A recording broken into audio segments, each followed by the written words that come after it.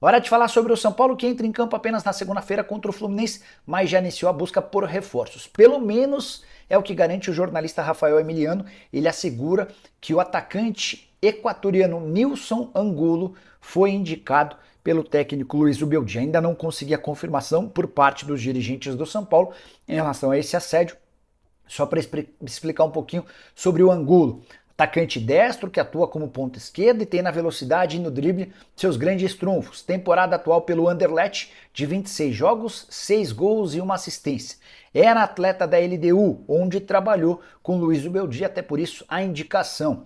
O jogador foi comprado pelo Anderlecht por 10 milhões de reais. Não dá para dizer que é uma cifra astronômica que o impediria de ser comprado pelo São Paulo, embora o tricolor hoje tenha prioridades. A busca por um lateral esquerdo é a grande caça, é a grande busca do São Paulo. O tricolor hoje só tem o Wellington e o Patrick Lanza. As negociações, já contei para vocês, por Alexandro e também por Ismael estão praticamente encerradas.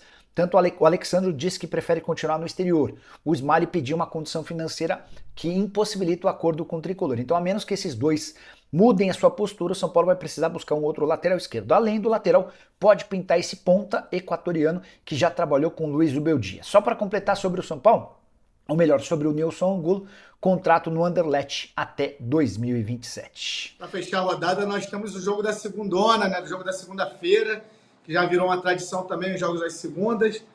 Temos o São Paulo e Fluminense, segunda-feira, às 20 horas, no Morumbi. Onde é que as pessoas assistem esse jogo, Alan?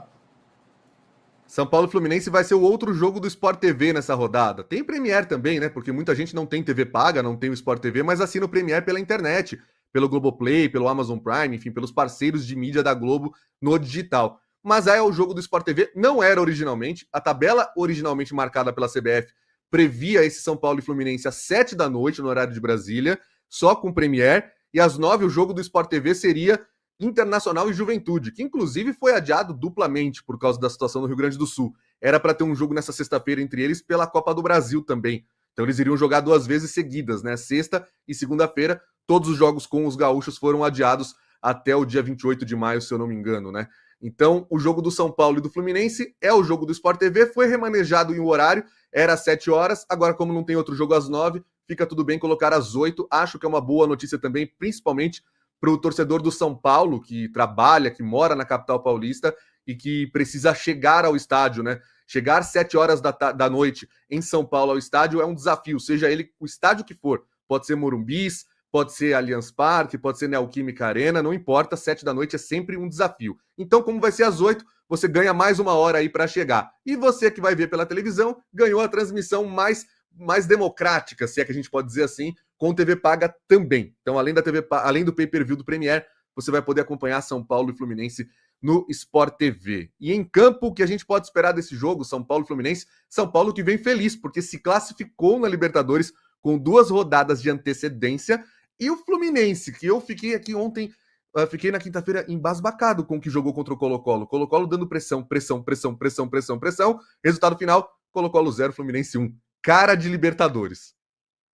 Pois é, Alan, é assim, é curioso, porque os dois times estão bem na Libertadores, São Paulo já classificado, e o Fluminense com a vitória sobre o Colo-Colo assumiu a liderança do seu grupo, então assim, caminhou bem, né, a classificação.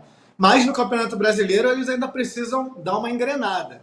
O São Paulo ele tem 7 pontos, está em 8º, e o Fluminense está na beira ali da zona de rebaixamento, tem 5, é o primeiro fora aí da zona de rebaixamento, o Vasco é o primeiro dentro da zona de rebaixamento, tem 3, está na 17ª, e o Fluminense é o 16º com 5. Então os clubes, por um lado eles estão indo bem na Libertadores, eles precisam acordar um pouco, engrenar no Campeonato Brasileiro. Eu vejo como um duelo bem equilibrado. Primeiro eu vou passar para vocês as prováveis escalações. São Paulo vai com Rafael, Diego Costa, Arboleda e Alan Franco, Igor Vinícius, Bobadilha, Alisson, Rodrigo Nestor e Galopo, Luciano, que está em muito boa fase, e André Silva, o técnico Luiz Zubeldia. O Fluminense, Fábio, Marquinhos, Felipe Andrade, Manuel e Marcelo, Martinelli, Lima, Douglas Costa, Ganso, John Arias e Cano, técnico Fernando Diniz. Duelo bem equilibrado, duelo de tricolores, eu aposto no empate. Eu vou postar em vitória do São Paulo. São Paulo que vem de vitórias consecutivas, né? Conseguiu ganhar do Águia de Marabá na Copa do Brasil, ganhou do Vitória fora de casa pelo Campeonato Brasileiro, agora também contra o Cobressal nesse jogo que determinou a classificação da equipe na Libertadores, mas sempre fica aquele porém, aquele senão, os times são fracos, é o Águia de Marabá, o Vitória tá mal, agora a Libertadores é o Cobressal, é o pior time da chave. Então, assim, eu acho que essa é a vez, é a hora e a vez do Zubeldia conseguir uma vitória boa contra uma equipe que a gente sabe que é forte, por mais que no Brasileiro esteja ainda patinando nesse começo, né?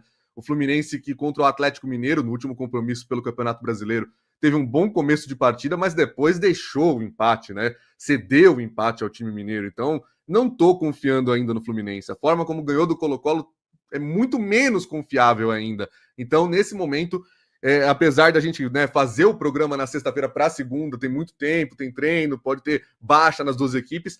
Hoje, o palpite que a gente pode dar para mim, é a vitória do São Paulo, pelo fator campo também no Morumbi e pelo trabalho do Zubeldia, que eu acho que está evoluindo, enquanto o do Diniz ainda está patinando nesse ano pós-Libertadores, que a gente sabe que é um pouco complicado manter um time vencedor, né? Chegar no topo é difícil, se ficar lá então é muito complicado. Assim, acompanhando os torcedores tricolores do Rio de Janeiro, aqui no Rio de Janeiro, nem eles ainda demonstram muita confiança no futebol que o Fluminense tem apresentado esse ano. Tem sido muito irregular. Ganha, mas às vezes ganha e não convence. Às vezes convence, às vezes não convence nem um pouco. Então, a irregularidade tem marcado o Fluminense nessa temporada. Olá, torcida soberana! Para não perder nenhuma notícia de última mão, não esqueça de se inscrever no canal e ativar o sininho das notificações. James Rodrigues está determinado a jogar pelo São Paulo e vem treinando intensamente, alimentando a expectativa de estar em campo no próximo confronto contra o Fluminense. Desde seu último jogo, contra o Palmeiras, em que teve uma breve participação, ele não foi escalado, ficando de fora por opção técnica em partidas subsequentes. Uma inflamação no tendão de Aquiles o impediu de viajar com a equipe para o jogo contra o Águia de Marabá, pela Copa do Brasil, onde as reservas conseguiram uma vitória por 3-1. Nas partidas seguintes contra Vitória e Cobressal, mesmo estando fisicamente apto, o técnico Zubeldia optou por não levá-lo, dando preferência a outros jogadores. Recentemente, James treinou regularmente na preparação para enfrentar o Fluminense, alimentando sua expectativa de participar do jogo. Sua presença no CCT da Barra Funda durante a folga da equipe e sua dedicação aos treinos evidenciam seu comprometimento. Apesar de não estar sendo utilizado com frequência, houve uma conversa positiva entre Zubeldia e o jogador, onde ambos expuseram suas expectativas para esse novo ciclo. James se comprometeu a se dedicar nos treinos, porém, sua insatisfação com o tempo de jogo vem desde o período com o técnico anterior, Thiago Carpini, onde teve poucas oportunidades em campo. Enquanto os titulares realizavam um trabalho de recuperação no gramado,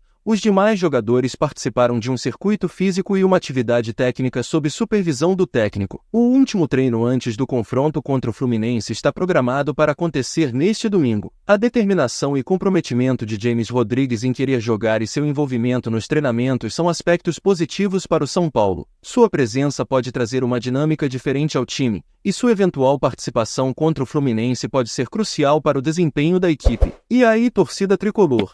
O que acha de James Rodrigues ser titular no jogo contra o Fluminense? Deixe sua resposta nos comentários.